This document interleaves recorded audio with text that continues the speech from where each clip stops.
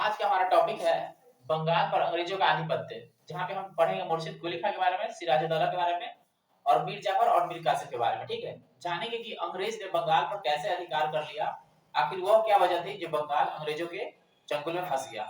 ये बातें पूरी करने से पहले मैं आपको बताना चाहूंगा, जो छात्र मैट्रिक इंटर पास किए हैं और कन्या उत्थान के तहत फॉर्म नहीं डाले हैं, उनका फॉर्म डला रहा है। ठीक है, अगर आपके घर में बड़े छोटे भाई बहन है, अगर कन्या उत्थान का फॉर्म भरना चाह रहे हैं तो भर लेंगे, क्योंकि वो फिर से पोर्टल खोल दिया गया है। ठीक है, तो कृपया आप अपने भाई बहन को बता दीजिए और ये फॉर्म को भरवा दीजिए।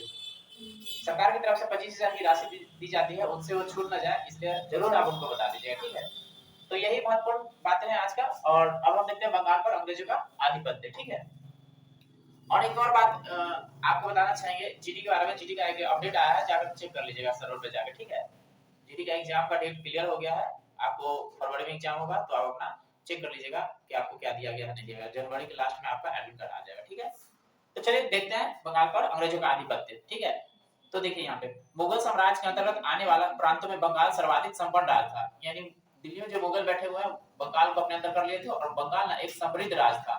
समृद्ध राज्य कहने का मतलब यहाँ पे सुख समृद्धि भरी पड़ी थी। ठीक है, मुर्शिद कुली खां स्वतंत्र शासक था, मतलब बंगाल के एक राजा का नाम मुर्शिद कुली खां, वो स्वतंत्र शासक था, परंतु वह नियमित रूप से मुगल बादशाह को राजस्व भेजा करता था। राजस्व कहने का मतलब कि टैक्स, मुगल बंगाल से जितना टैक्स आता था ना, वो मुगल दरबार में भेजता था। ठीक है, वो यहाँ पे राज करता था, लेकिन उसके अधीन था, उसके अधीन था। वही बात यहाँ पे कह रहा है। कहता है मुर्शिद कुली खां ने अपनी राजधानी ढाका से मुर्शिदाबाद लेके आया। यानी पहले बंगाल का राजधानी कहाँ था? ढाका।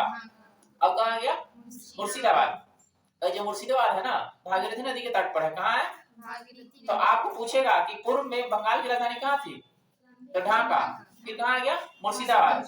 इसने इजादेदारी प्रथा प्रारंभ की तथा कृषकों ने तकावी ऋण, यानी तकावी ऋण क्या होता है? यानी जब कृषक के पास पैसा नहीं रहेगा ना, तो खेती करने के लिए अग्रिम ऋण देगा। अग्रिम ऋण देगा कहने का क्या मतलब? पैसे।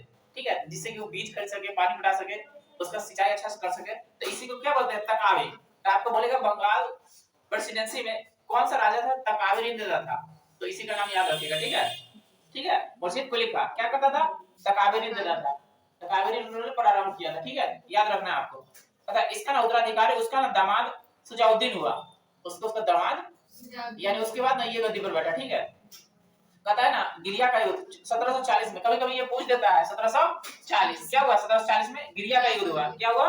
गिरिया का युद्ध। गिरिया का युद्ध हुआ मतलब जैसे आप देख रहे हैं ना, बंगाल में ना गिरिया के युद्ध से ना संकट मंडराने लगेगा। क्या मंडराने लगेगा? गिरिया का युद्ध। ये कभी कभी पूछ देता है, आप देखिए प्रीवियस ईयर में आपको ना यहाँ पे दिखेगा कि गिरिया का युद्ध पूछा है कि कब हुआ था, तो आपको याद रखना है 1740 में। गिरिया का युद्ध कब हुआ? 1740 में। अब आगे देखिए, सरफराज को मारकर बिहार के सर सूबेदार अलीवर्दी खां बंगाल का नवाब बना। यानी बिहार का एक व्यक्ति है जिसका नाम है अलीवर्दी खां। क्या नाम है?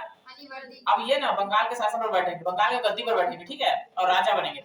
इसने अपने शासन काल में ना मुगलों को ना राजस्व देना बंद कर दिया। यानी कि वो जो देता था टैक्स मुगल दरबार में, अब ये नहीं देगा। ठीक है, ये बंद कर देगा। ठीक है, तो अलीवर्दी खां बिहार का ना एक व्यक्ति था जो बंगाल पर राज किया था, बंगाल पे राज किया था। कब? तो 1740 में गिरिया का युद्ध हुआ, तो वो जीत गया। तो गिरिया के युद्ध में जीत जाने के बाद ना उसका कार्यकाल स्टार्ट हो गया, मतलब वो बंगाल को ना और समृद्ध कर देगा। जैसे बंगाल तो समृद्ध था ही, आप देख रहे हैं ना कि सारी चीज यहाँ पे भरा हुआ था, लेकिन वो किसके अंतर्गत था? मुगल के अंतर्गत। लेकिन जब अलीवर्दी खां बनेगा ना, इसको और बेहतर कर देगा, बंगाल को और बेहतर कर देगा और बढ़िया बना देगा। ठीक है, मतलब तब ना बंगाल एक, जैसे भारत को तो सोने की चिड़िया कहा जाता है, तो सोने की चिड़िया में से एक बेहतरीन माना जाता था बंगाल को, एक समृद्ध माना जाता था जिसके समय अलीवर्दी खां के समय। ठीक है, तो अब देखिए इसके बारे में ये क्या कहता है? कहता है भारत का ना स्वर्ग कहा जाता था, बंगाल को भारत का स्वर्ग कहा जाता था। किसके समय? अलीवर्दी खां के बारे में। ठीक है, कहता है इसका उत्तराधिकारी दामाद सिराजुद्दौला हुआ, मतलब उसका भी दामाद। देखिए दामाद वाला सिस्टम चलते आ रहा है, इसका दामाद, उसका दामाद, उसका दामाद। ठीक है, तो उसका उत्तराधिकारी हुआ सिराजुद्दौला, यानी सिराजुद्दौला गद्दी पर बैठेगा। ठीक है, तब 20 जून 1756 को काल कोठरी की त्रासदी, इसको ब्लैक होल ट्रेजेडी बोलते हैं। क्या बोलते हैं? यानी काल कोठरी त्रासदी। ठीक है, काल कोठरी त्रासदी कब हुआ था? 20 जून 1756। याद रखिए 1756 पूछवे करेगा। 1756 को क्या हुआ था? इसे कहते हैं ब्लैक होल। ब्लैक होल काल कोठरी त्रासदी कहाँ हुआ था? ऐसा ही पूछ सकता है, काल कोठरी त्रासदी कहाँ हुआ था? बंगाल में। बंगाल में। ठीक है, तो इस घटना में क्या हुआ था? एक व्यक्ति है जिसका नाम है जेड हॉलवेल। ठीक है, क्या नाम है? Z Holwell. तो भाई काल कोठरी त्रासदी क्या है? तो देखिए एक छोटा सा रूम है ना, एक छोटा सा कमरा में ना, ये जो राजा है ना सिराजुद्दौला, 140 व्यक्ति को ठूस दिया था, ठूस देना मतलब जबरदस्ती रख देना, ठीक है, और बंद कर दिया। 2 दिन 3 दिन के बाद खोला ना तो उसमें से मात्र 23 व्यक्ति जिंदा थे, ठीक है, उसमें से एक जेट जॉर्ज हॉलवेल है, ठीक है। तो जब ये अंग्रेज के पास जाता है तो बोलता है क्या कि देखिए इस तरह से ना घटना किया, ठीक है, अंग्रेज तो गुस्सा जाएगा ना। तो देखिए क्या करता है, तो आपको पूछेगा ब्लैक होल की घटना कहाँ घटा था, बंगाल में, ब्लैक होल की घटना बंगाल में, और किसके समय में, सिराजुद्दौला के समय में। तो क्या करता है, जेट हॉलवेल नामक के अनुसार सिराजुद्दौला ने 20 जून की रात 146 अंग्रेज व्यक्ति को एक कोठी में बंद कर दिया, और अगले दिन जब खोला ना तो 146 में से मात्र 23 व्यक्ति बचे हुए थे, ठीक है। तो इसी घटना को ना बोलते हैं काल कोठरी त्रासदी, ठीक है। प्लासी का युद्ध 23 जून 1757 को, यानी अब याद रखिए 23 जून, ये बहुत पूछता है प्लासी का युद्ध, बहुत पूछता है प्लासी का युद्ध क्या हुआ था, ठीक है, 1757 का, 1757 याद रखिए, डेट के साथ याद रखिएगा तो और अच्छा रहेगा, ठीक है। प्लासी का युद्ध पूछता है कि कब हुआ था, 1757 में। तो एक तरफ अंग्रेज है, एक तरफ सिराजुद्दौला।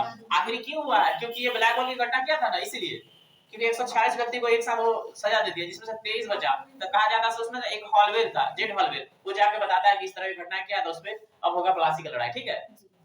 तो देखिए प्लासी की लड़ाई में क्या हुआ, सिराजुद्दौला के बीच मतलब एक तरफ अंग्रेज एक तरफ सिराजुद्दौला, तो उसमें अंग्रेज का जो नवाब, अंग्रेज का जो लीडर था रॉबर्ट क्लाइव और सिराजुद्दौला के बीच क्या हुआ, प्लासी की लड़ाई।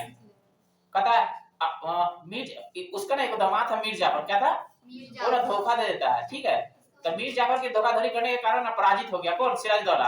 अंग्रेजों ने मीर जाफर को ना बंगाल का नवाब बना दिया, मतलब उसका दामाद को, ठीक है। प्लासी की लड़ाई मोहनलाल एवं मीर मदान के नेतृत्व में एक छोटा सा नवाब के वफादार रहे, मतलब कहने का मतलब कि वो धोखा दे दिया, एक छोटा दो टुकड़ी था जो ना राजा को ना वफादार था और युद्ध में लड़ा, राजा के साथ लड़ा, सिराजुद्दौला के साथ लड़ा।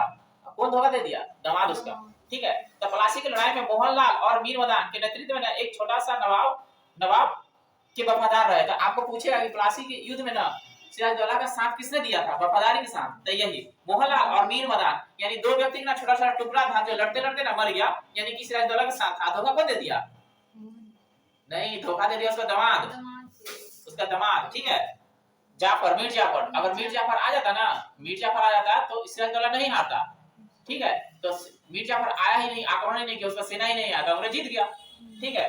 तो कहता है मीर मदान लड़ते लड़ते मारा गया, प्लासी भागीरथी नदी के किनारे है, प्लासी वो जगह है जो भागीरथी नदी के किनारे है। कहता है क्लाइव के हाथों की कठपुतली नवाब मीर जाफर को अंग्रेजों ने 1760 में हटाकर उसके ना दामाद मीर कासिम, यानी मीर जाफर के दामाद है मीर कासिम, यानी जाफर को हटा दिया और कासिम को राजा बनाया, कहिए 1760 में। कहता है मीर कासिम ने अपनी राजधानी मुर्शिदाबाद से मुंगेर लेके आया। तो देखो पहले कहां था, ढाका से आ गया मुर्शिदाबाद, अब मुर्शिदाबाद से आ गया मुंगेर, आई वही मुंगेर है जो तुम्हारा बिहार वाला है, ठीक है, बिहार वाला है, ठीक है। अब क्यों यहाँ लाया था इसके बारे में बता देते हैं तुमको, ठीक है। तो इस समय राजधानी एक बार याद कर लो, बंगाल की राजधानी पहले था ढाका, फिर आया मुर्शिदाबाद और फिर मुंगेर, अब मुंगेर से फिर वापस चला जाएगा बंगाल, ठीक है, ठीक है। पता है बक्सर का युद्ध 1764, ये पूछता है 50 बार पूछ चुका है बक्सर का युद्ध, कई बार 1764 में कौन सी हुआ बक्सर का युद्ध। बक्सर वो जगह है जहां पे लड़ाई हुआ था ना, इसलिए इसको बोलते हैं बक्सर का युद्ध, ठीक है। बक्सर के युद्ध के बारे में याद रखिए, बक्सर के युद्ध कई हुआ था 1764 में, प्लासी के 1757 में, 1756 में तो क्या हुआ जानिए। अब देखिए काल कोठरी त्रासदी, तो कहता है यहाँ पे बक्सर के 1764 में अंग्रेजों और मीर कासिम के बीच हुआ, एक तरफ मीर कासिम एक तरफ अंग्रेज, और साथ साथ अवध के नवाब सुजाउद्दौला और मुगल सम्राट शाह आलम द्वितीय, यानी एक तरफ 3 व्यक्ति, एक तरफ अंग्रेज, ठीक है। कहां लड़ लिया, बक्सर में, ठीक है, लेकिन तीनों फिर हार गया, अंग्रेज जीत गया, ठीक है। इस युद्ध में भी अंग्रेज विजय हुए। इस युद्ध में अंग्रेज के सेनापति ना हेक्टर मुनरो था। तो देखो वहां पे था रॉबर्ट क्लाइव, यहाँ पे हेक्टर मुनरो क्या किया, तीनों को पराजित कर दिया। तो जब ये हो जाएगा 1764 का जब युद्ध हो जाएगा, तो 1764 का युद्ध होने के बाद ना भारत पर ना पूरी तरह से ना अंग्रेज का शिकंजा कस चुका है। आप उधर देखिए बंबई भी ले लिया, उधर मद्रास भी ले लिया ना, इधर बंगाल भी ले लिया। अब बंगाल सबसे ज्यादा शक्तिशाली था, अब इसको जीत लिया। जब बंगाल को जीत लेगा तो पूरे भारत ना उसके अंदर चला जाएगा। फिर भी इसके बाद छोटा है, हम पढ़ेंगे, जैसे कि आपका पंजाब है जहाँ पे सिख विद्रोह होगा, ठीक है। उसके बाद मैसूर है, टीपू सुल्तान के बारे में आप पढ़ेंगे। तो अब छोटा जो है ना भारत का जो क्षेत्र जो अंग्रेज के अंदर अभी पूरी तरह से नहीं आया, उसके बारे में पढ़ेंगे और जानेंगे कि अंग्रेज किस तरह से पूरे भारत पर कब्जा कर लिया, ठीक है। तो बंगाल में यही महत्वपूर्ण था जो आपको जानना था, यहाँ से प्रश्न आता है, रिवीजन करिए, क्लियर हो जाएगा, ठीक है, ठीक।